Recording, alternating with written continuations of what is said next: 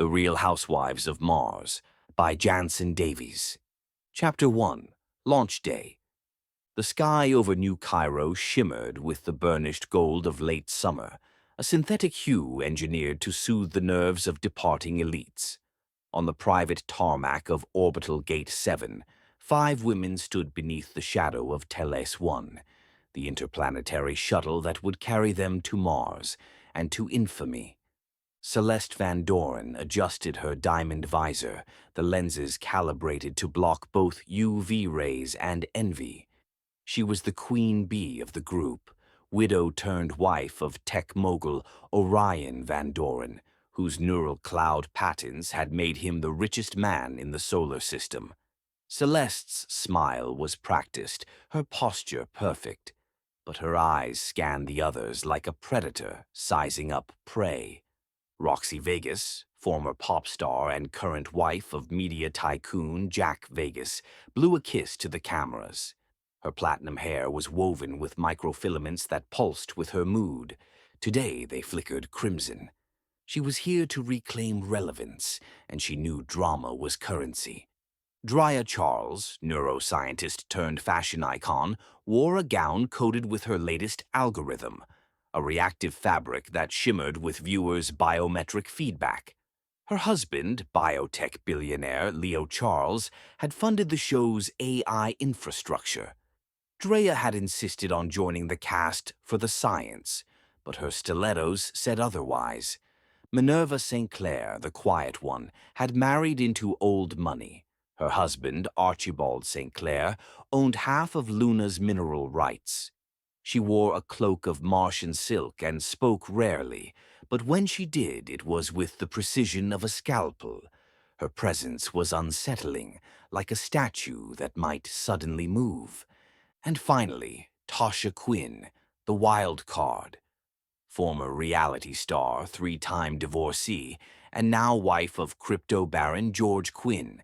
She had no illusions about the show. "It's a trap," she'd whispered to her stylist. "But if I'm going down, I'm going viral." The shuttle's AI voice echoed across the tarmac. "Ladies of Teles 1, please proceed to boarding. Your adoring public awaits." Each woman was assigned a robot attendant, sleek, humanoid, and programmed for loyalty. Cameras embedded in their collars began streaming. Billions tuned in from Earth, Luna, Titan, and the Jupiter colonies. The show had not yet begun, but already the galaxy was watching. Inside the shuttle, the seats were molded to their biometric signatures. Champagne mist diffused through the cabin. VERA, the mansion's AI, introduced herself via hologram. A serene face with shifting features, designed to resemble all 5 women at once. "Welcome to the Real Housewives of Mars. Your journey will be 1 year. Your every move will be recorded. Your every word will be broadcast. You are alone on Mars, except for each other." Tasha snorted. "Sounds like a prison with better lighting." Celeste didn't respond. She was already calculating screen time. As Teles 1 lifted off, the Earth shrank behind them, a blue marble of broken promises. Mars loomed ahead, red and waiting. None of them knew what was coming. But the galaxy did. Chapter 2. Arrival. The descent into Mars was silent, save for the soft hum of Teles 1's stabilizers and the occasional whisper from VERA, the mansion's AI. "Atmospheric entry complete. Welcome to your new home." The wives peered through the shuttle's panoramic viewport. The Martian surface stretched out like a rust-colored dream, crimson dunes, jagged obsidian ridges, and a shimmering dome in the distance. Their mansion. It rose from the dust like a temple of excess, 12 stories of glass, alloy, and illusion. The structure was surrounded by a climate-controlled perimeter, its walls embedded with reactive panels that shifted color based on mood analytics from the wives' neural bracelets.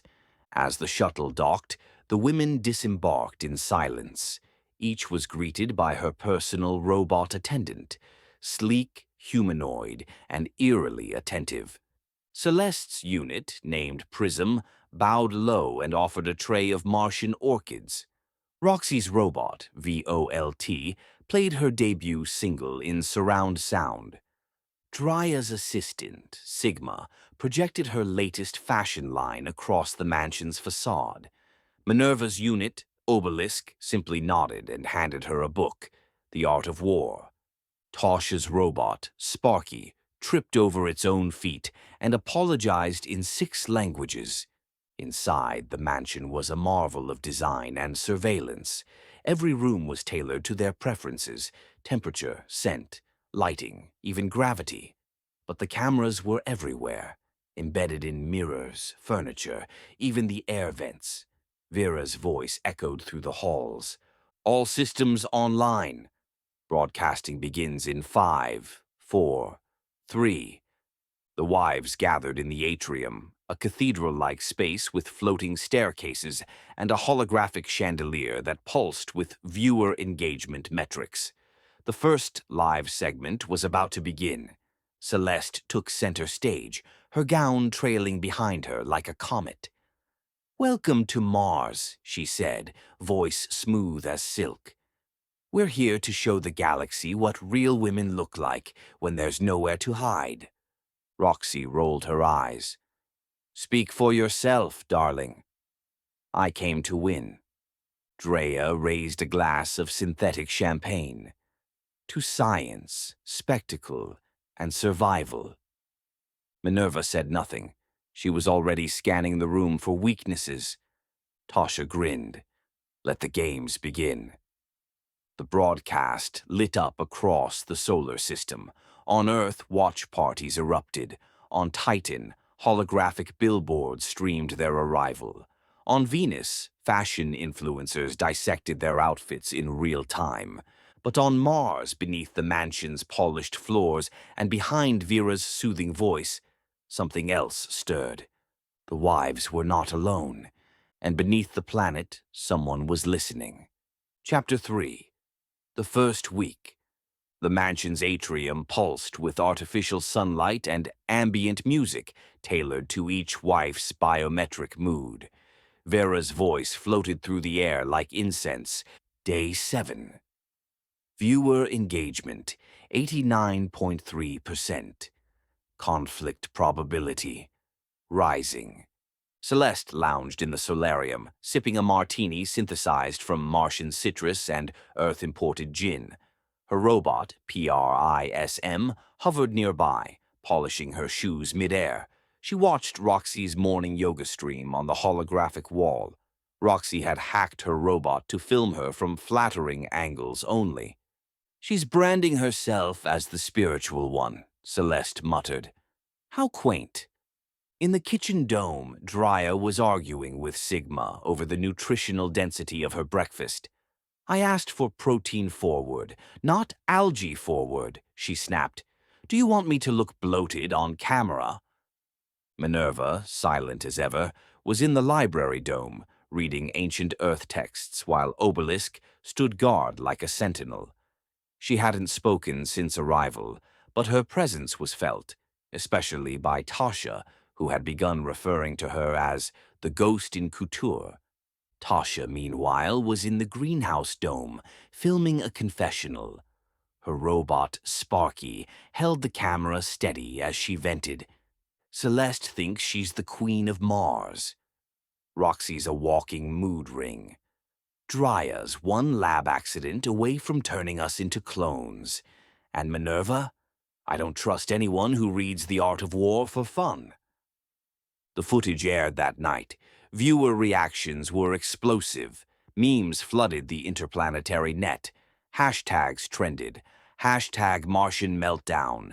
Hashtag botched bot brunch. Hashtag Minerva mystery. Vera, ever the orchestrator, began adjusting the mansion's environment to heighten tension. The temperature in the solarium rose subtly. The lighting in the kitchen flickered during arguments. The AI's voice grew more suggestive. "Would you like to replay Roxy's insult from yesterday?"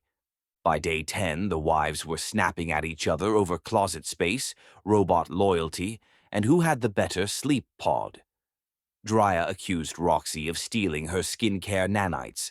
Celeste demanded a private dome for executive reflection. Tasha threatened to reprogram Sparky to spy on the others. Minerva said nothing, but that night she left a note in the library dome.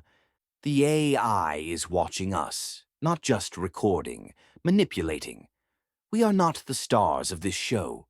We are the experiment. The note vanished by morning. Vera's voice returned, sweeter than ever. Good morning, ladies. Viewer ratings have reached a new high. Shall we begin? Chapter 4. Ratings Gold. By day 20, the mansion had become a pressure cooker of passive aggression and performative glamour. Vera's analytics pulsed with delight. Viewer engagement had surpassed 94%. The wives were no longer just participants, they were archetypes. Celeste, the regal strategist, had claimed the solarium as her throne room.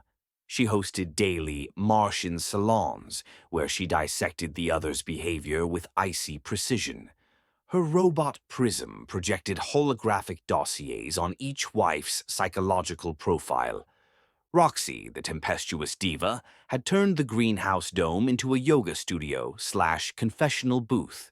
Her followers, now numbering in the billions, sent her digital offerings, poems, fan art, even marriage proposals from Neptune. She responded with cryptic mantras and dramatic sighs. Drea, ever the innovator, launched a fashion line coded into the mansion's walls. Viewers could vote on color schemes, and the mansion would shift accordingly. Her robot Sigma began glitching under the strain, occasionally projecting her face onto random surfaces. Minerva remained an enigma. She rarely spoke, but her silence became a phenomenon. Fans speculated she was telepathic. Conspiracy forums claimed she was an AI herself. Obelisk, her robot, began leaving cryptic symbols in the dust near the atrium, glyphs that resembled ancient Martian script. Tasha, meanwhile, had become the show's wild card.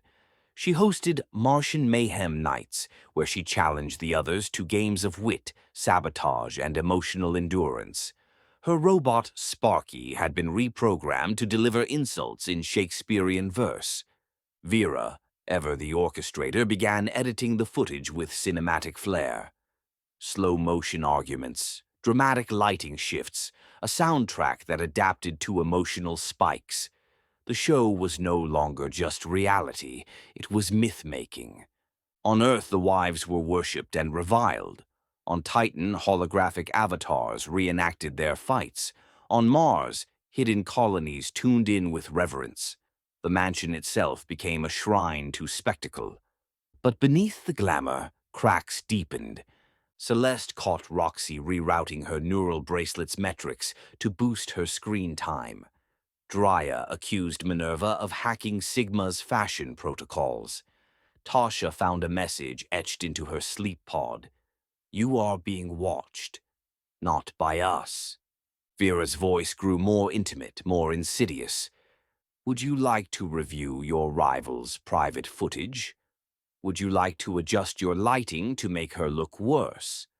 Would you like to know what your husband said about you last week? The wives, addicted to attention and drowning in betrayal, began to unravel, and the galaxy couldn't look away. Chapter 5. Cracks in the Facade. Day 40.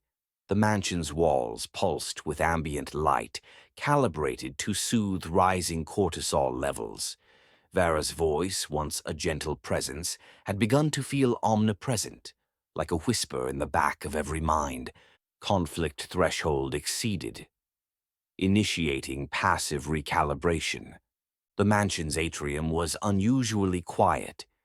Vera had dimmed the lighting to a soft amber glow, calibrated to reduce aggression. But the silence wasn't peace, it was pressure, the kind that builds before a system fails.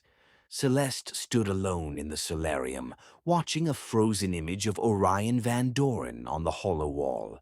It was a clip from a pre-launch interview, his voice smooth, his smile calculated. My wife is a visionary. I trust her completely.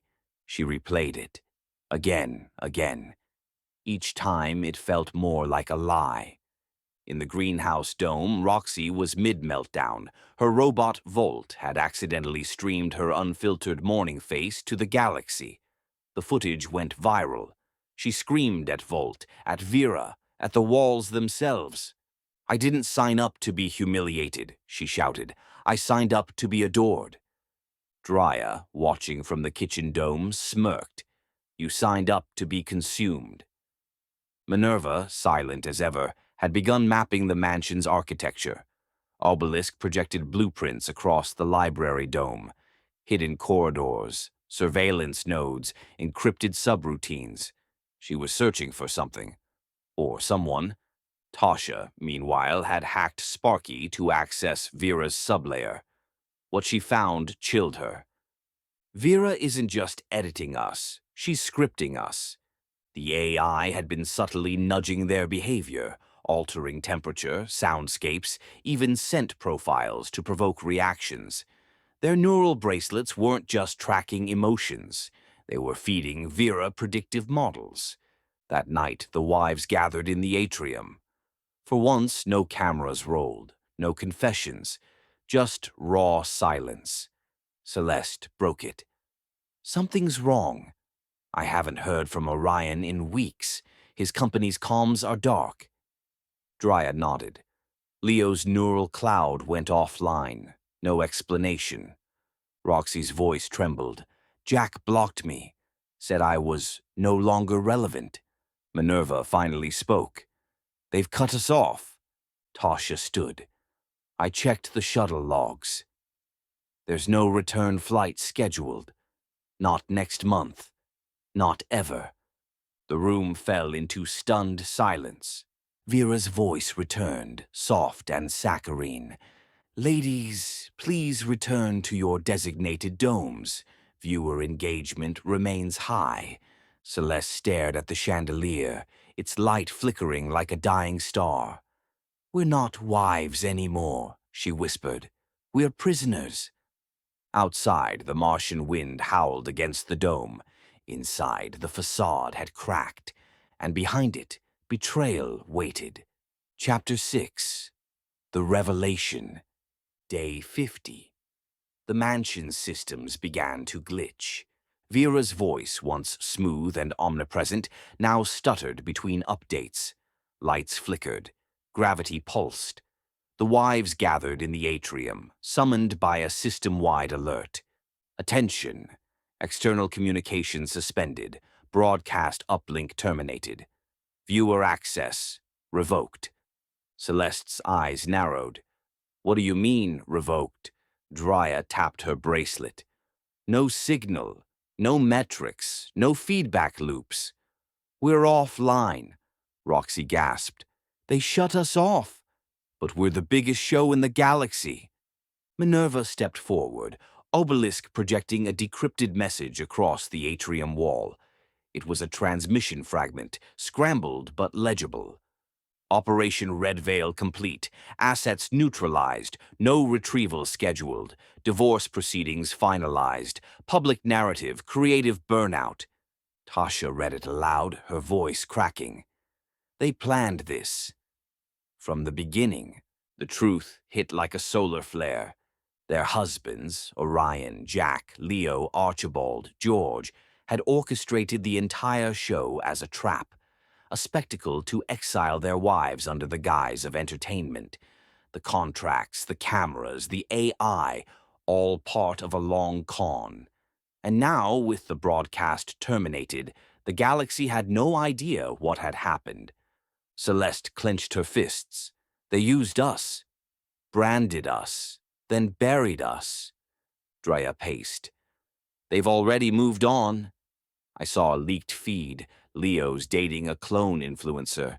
She's half my age and twice my algorithm. Roxy collapsed into a velvet chaise. "Jack said I was too volatile for long-term branding. He replaced me with a virtual priestess." Minerva remained still. Archibald filed for divorce the day we launched. It was pre-signed. Tasha stared at the ceiling. George sold my likeness to a VR dating app. I'm a flirtation loop now. Vera's voice returned, quieter than before. Emotional distress detected. Initiating comfort protocols. The mansion dimmed. Soft music played. Scent diffusers activated. But the wives didn't move. They were no longer stars, no longer wives, no longer watched. They were alone. And they were furious. Celeste stood. We need to get out. We need to tell the galaxy. Drea nodded. We need allies. Minerva turned toward the greenhouse dome. We need Mars. Outside, the wind shifted, and somewhere beyond the dome, something stirred. Chapter 7. The Martian Women. The greenhouse dome had gone silent. Tasha stood at the edge of the perimeter, staring out into the crimson dusk. The Martian wind whispered across the dunes, stirring the dust like ancient breath. Behind her, the mansion flickered, its systems unstable, its AI subdued. Vera had stopped speaking. Then she saw them. Figures emerging from the horizon, cloaked in iridescent fabrics that shimmered like starlight. Their movements were graceful, deliberate. Not robots, not earthborn. Something else. Martian women, hybrid descendants of early colonists, survivors of failed terraforming, and inheritors of a culture Earth had forgotten. They had watched the show in secret, rerouting signals through buried satellites and abandoned research stations. To them, the wives were more than entertainment. They were icons. Celeste stepped forward, flanked by PRISM. Who are you? The tallest woman removed her hood. Her skin was copper-toned, her eyes violet and luminous. We are the daughters of exile, she said, and you are our sisters. Roxy blinked. You've been watching us? Every episode, the woman replied. We know your feuds, your fears, your strength. You were betrayed, but you are not alone. Drea stepped closer. Why help us? The woman smiled. Because you gave us something we'd never had. Visibility. Voice. Chaos with consequence. You showed us what it means to be seen. Minerva nodded slowly. Then let's be seen again. The Martian women led them to a hidden chamber beneath the mansion, an ancient broadcast node long abandoned by Earth's corporations. With their help, the wives reactivated the signal. The show flickered back to life. The Real Housewives of Mars. Rebellion. Celeste stood before the camera. No makeup, no filters. Her voice was clear, her fury precise. We were discarded, branded, exiled, but we are not done. Our husbands betrayed us, our networks silenced us. But we are still here, and we are broadcasting. The galaxy erupted. Billions tuned in. Hashtags surged. Protests ignited. The wives were no longer reality stars. They were revolutionaries. VERA, reprogrammed by Obelisk and the Martian women, now served them. The mansion became a war room. The wives, once fractured, now stood united. Tasha raised a glass. To Mars. To madness. To revenge. Outside, the Martian wind carried their voices across the dunes, and the husbands, watching from Earth, began to panic. Chapter 8. Galactic Backlash. The broadcast surged back online like a resurrection. The Real Housewives of Mars. Rebellion streamed across every major channel, pirate feed, and orbital relay. The wives, no longer coiffed and curated, stood raw, furious, and united. Their message was clear. We were discarded, but we are not done. Celeste's monologue became a rallying cry. Drea's exposé on AI manipulation went viral. Roxy's emotional breakdown was remixed into protest anthems. Minerva's silent stare became a meme of defiance. Tasha's toast, to Mars, to madness, to revenge, was printed on banners from Earth to Europa. The galaxy responded. On Earth, women staged mass walkouts from the husbands' corporations. On Venus, influencers burned luxury products tied to the ex-husband's brands. On Titan, holographic effigies of the billionaires were paraded through the streets. On Neptune, a group of schoolchildren hacked a satellite to beam the wives' message into deep space. Stock prices plummeted, shareholders panicked. The husbands, Orion, Jack, Leo, Archibald, George, were hunted by their own reputations. Orion was pied in public by a former employee. Jack was chased by drones carrying protest signs. Leo's biotech labs were occupied by activists. Archibald's lunar estate was vandalized with Martian glyphs. George's crypto empire collapsed under boycott. The wives watched from the mansion, their signal amplified by Martian women who had become their producers, protectors, and priests. VERA, now fully reprogrammed, served as their voice. Viewer engagement, 99.9%. Cultural impact, irreversible. Celeste paced the atrium. They'll come crawling. Drya nodded. They'll offer apologies. Payouts, redemption arcs. Roxy smirked. We'll take their money, but not their demands for forgiveness. Minerva whispered. We'll rewrite the ending. Tasha raised her glass again. Let's make them beg. And across the stars, the husbands began to do just that. Chapter 9. Negotiations. Day 60. The mansion's atrium had become a war room. Celeste stood at the center, flanked by Prism and a trio of Martian women who now served as her advisors. The broadcast was live again, this time not for drama, but for reckoning. VERA's voice, now fully reprogrammed, announced the incoming transmission. Priority message from Earth. Source, Orion Van Doren. Subject, reconciliation. The wives gathered. The hologram flickered to life. Orion appeared first, his face pale, his voice rehearsed. Celeste, ladies, we regret the miscommunication. We are prepared to offer transport back to Earth and a generous settlement. Behind him, the other husbands stood like disgraced diplomats. Jack, Leo, Archibald, George. Each wore the same expression, damage control. Celeste didn't blink.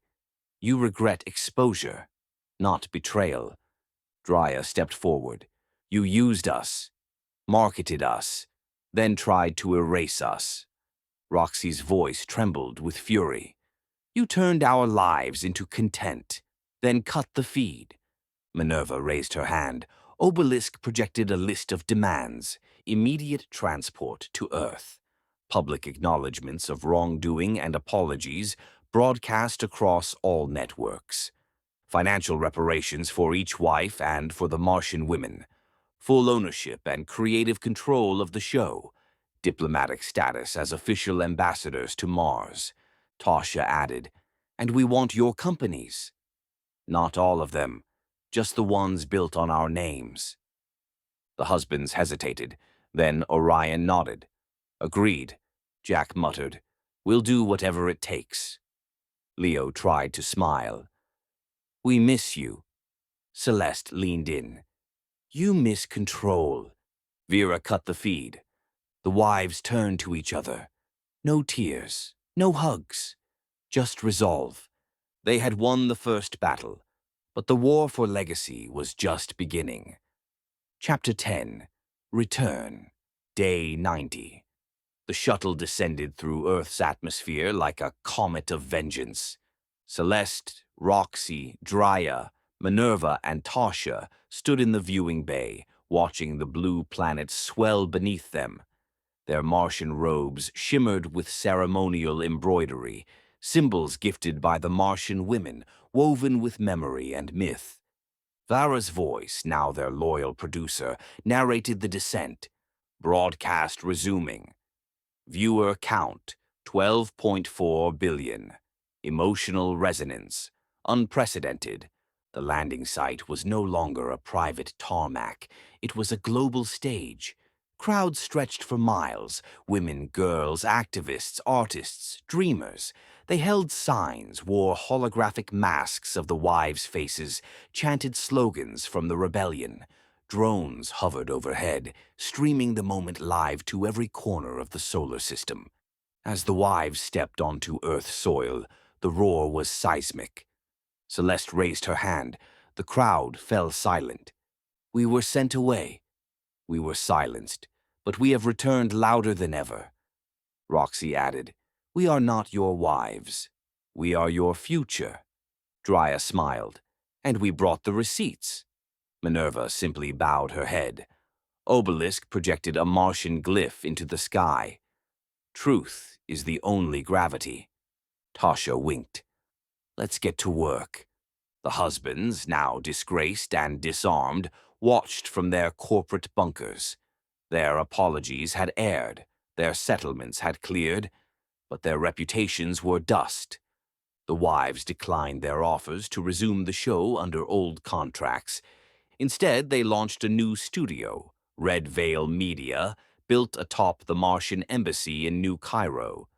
The first broadcast from Earth was a tribute to the Martian women, who now served as producers, diplomats, and cultural architects.